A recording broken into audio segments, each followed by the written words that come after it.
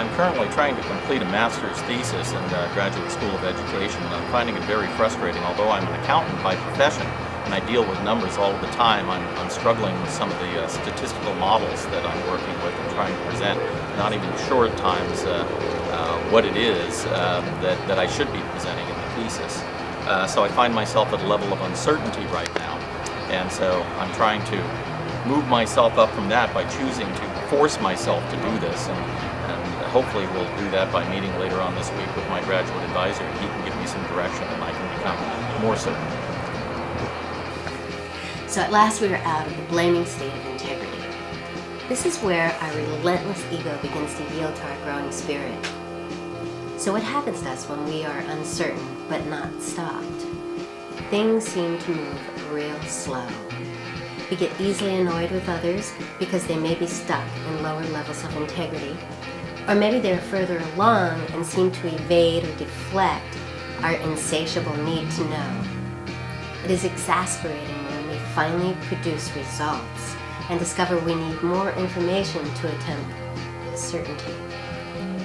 We need to get over it. To get to the exciting side of mastery, we just choose and discover things for ourselves.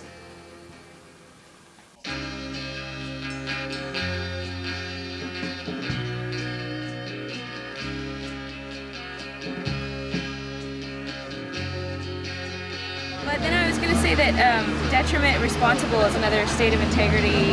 Emotional tone scale is disinterested in guilt. The interesting part, the problem recognition, which is obligation. Yeah. That's totally my roommate, the guy that I live with right now. He's just really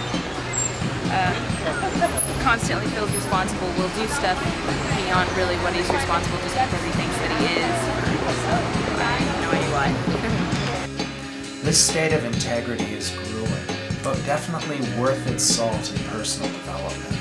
We've moved past uncertainty, and what we know now isn't all that great.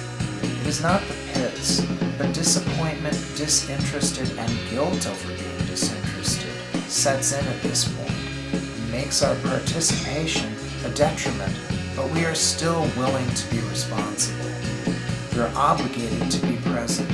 This may be likened to doing duty in the army. At peace, we advise to stay committed to our path and to acquire an attitude of service to pull through. At war, we advise conscientious objection. When I don't know who I am, I serve you. When I know who I am you. Homicide sucks. So non-existence is the place where I hang out all the time, and in fact that's my picture there on the website. So when you're in non-existence, you're pretty content. You're at a state where you've chosen, and you're choosing that you're focusing on you now. You don't really have time to be a martyr or to be a victim. You're gonna start focusing on you.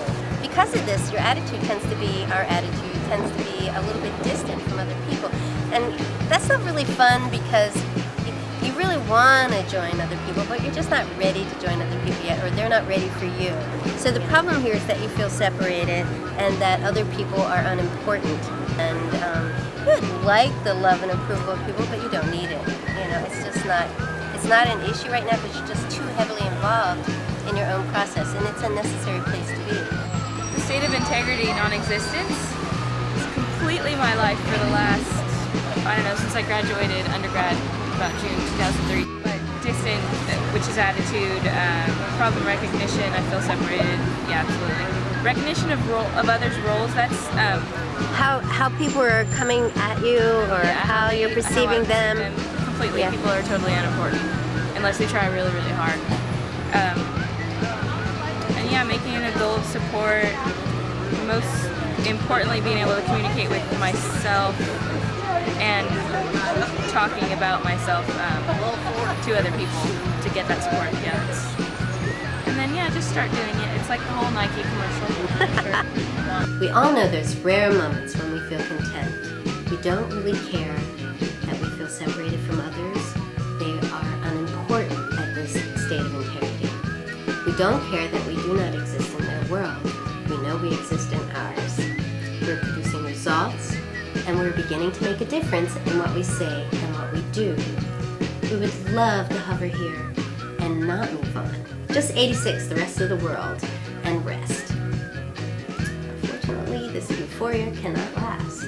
Eventually we realize that no man or woman is an island. We are nothing without the other. They are our mirror. With them, we know what our potential is. Without them, we are only propped up ego, recycling minor successes ad infinitum. At work, at least in my profession, I find that I'm probably somewhere right now around danger or emergency. I don't know that I've ever moved beyond that. Falling in love is a type of danger. You're suddenly wondering about this other person. You have some concerns about whether they'll like you or not, and you kind of have, you're allowing yourself to actually be mildly interested, and you tend to be a little bit more conservative than usual. You might be usually bubbly and just say what you think and who cares, and suddenly you care and you're not just throwing your words all over the place, like you really want to make a good impression. Your attitude tends to be one of curiosity, and that's kind of what drives you there. It's sort of like, gee, my interest is being aroused. You know, something is actually waking me up and pulling me in. What is this? And it feels dangerous. It feels like, oh my God, what is this? Uh-oh, someone or something has actually got us interested in walking unfamiliar territory, and it is a different kind of scary, more like a fun kind of scary, jittery in the heart somewhere, triggering healthy curiosity, slight anxiety, because we cannot control this kind of synergy. We have to become unstable to go through the change occurring here. This is where everything we have learned about trusting ourselves comes into play. Because in order to trust the lure and make the discovery of another, we've got to let go of our ego fears and don the spirit of adventure. The danger is not like the danger in the pits. It's more like taking on something unfamiliar and flying with it. We can handle it.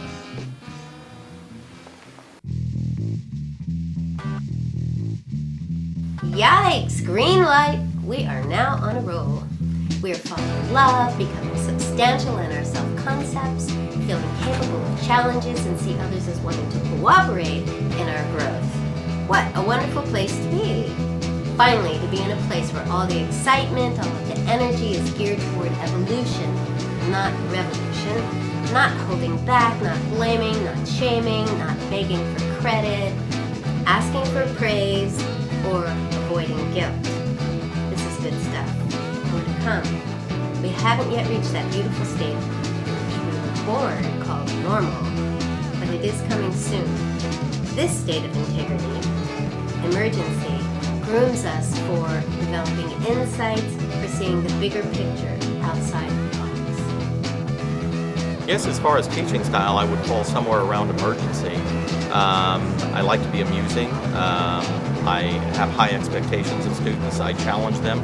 I like them to be somewhat on the edge and to be very focused. The class which I teach, most of my sections, is financial accounting. Financial accounting is a required course for pretty much all business majors at any colleges and universities throughout the country. You must take financial accounting and managerial accounting. Even if you're a marketing major or human resources major or whatever, you have to take these two accounting courses. And to be able to move on to managerial accounting, you have to get at least a C in financial accounting. And many students don't. The majority of students do not succeed in this class the first time out. So I do try to challenge them and try to let them know constantly that they are going to be tested and that they have to work extremely hard at this. So I guess I'm in something of a state of emergency, putting them somewhat in a state of emergency. If you look at your life right now and pick a state of integrity that you experience yourself at being more often these days, which one might you choose? I feel kind of normal right now. The state, enthusiasm, and cheerfulness. Oh, great. Most of the time, I'm pretty happy. And like most people, some things do piss me off, some things get me sad. If you were to ask me a couple of years ago, or like, would I ever think that I'd be, where I am right now? I would not say that I would.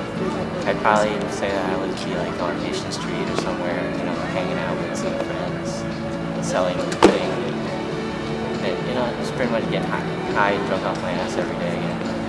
But right now, I'm trying to improve myself. I'm back in school. I pretty much go for a lot of jogging, eating more healthily, and I spend a lot of time with my family. And that's pretty much my life right now. Well, ignorance may be bliss, but innocence is where it's at. We at Noodle say that you cannot be innocent until you are awake enough to have a choice, and then choose things that make a difference in the quality of our lives. From birth, we see everything and everyone as an opportunity to enhance our lives. Babies and children up to 2 are cheerful and enthusiastic, providing they have not been damaged by docile servile imprinting intended to keep them quiet and still. That kind of imprinting starts our journey into the lower states of integrity. We must humor our children and allow them their narcissism, distracting them from harm rather than shutting them down. Then they will more likely become functioning adults. In the meantime, strengthen positive results. So, well, if you want to know my opinion about the integrity tone scale, what I found more interesting was the fact that when you are born, you are really high up in the integrity tone scale, which makes a lot of sense for me because I think child are pretty pure. So yeah, I thought it was pretty